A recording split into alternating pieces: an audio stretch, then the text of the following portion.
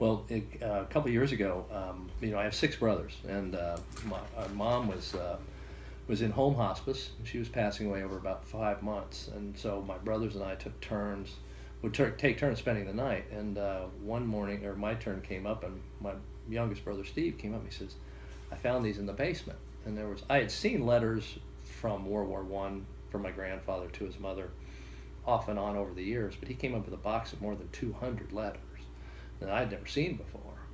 So while we were staying with Mom at night, I would transcribe these letters. I transcribed 200 and I think it's 23 letters, some 80,000 words, and I knew I had to do something with them. It was a labor of love to put them together. First for the family, and then I got to thinking his was a unique kind of story. He was not a.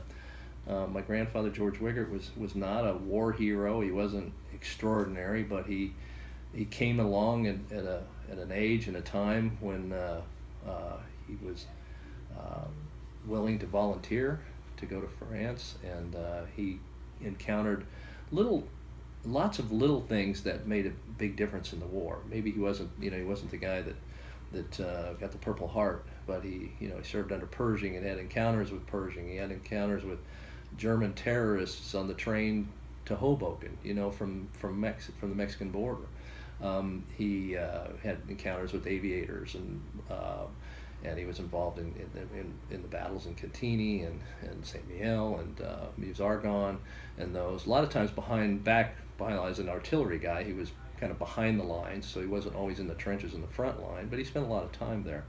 And he also was a chauffeur for generals, and he was a dispatch rider on a motorcycle. He was a gunner on a piece, you call it, and a radio guy. He was all these different things. So I realized that I've always been fascinated by World War I, primarily because my grandfather. When we were kids, my grandfather would take us to the Liberty Memorial, which had a small museum at the time, a little tiny museum. Had the pretend trench that you could, when you walked into the trench, it would trigger, audio visual or audio. It would trigger sound of bombs and bullets flying and all that. And he never talked much about his part in the war, especially when we were at that museum. He just kind of wandered around quietly, looked at the maps on the walls, and did all that. But he, now that I'm in my 60s, and I look back and I remember a fellow who was about my age at the time when I was a kid. And I remember him, sitting, an older gentleman sitting in his armchair with a ubiquitous Salem cigarette, smoke over his head, and a French 75 shell holding open the door to the porch so the smoke could get out. And I think about how fleeting his youth was, how fleeting all of our youth is, and how he got from that young guy who was all full of piss and vinegar, and went off to war and served his part, came back kind of a jaded sort of fella, and he came home to start over again. He was a little bitter, like some of the Vietnam veterans were, because by the time he got home, and 6 months after the war was over, after he'd served time in the Army of Occupation, he thought he was just a dumb volunteer, and they were the first over and the last to leave. And by the time they got here, the parades were over and the big hoopla was all done.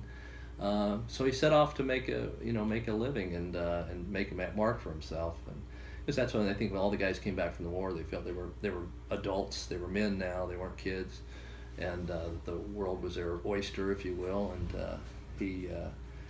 he went, first he set off to South America on a freighter. He was supposed to go to New York to find a job. He signed on to a freighter to South America and spent about almost a year wandering around there. When he came back and put his nose to the old grindstone, he was working his way up the ladder in an insurance company, and then the crash hit in 1929, and he lost his executive position. And so his life was kind of downhill from there in a lot of ways. He was a heavy drinker, and had some, my poor grandmother and my mom and her sisters had some rough times growing up, and a lot of it traces back to that shift in his own self-esteem and paradigm, I think, after the war, and what he'd seen and what was important and what wasn't.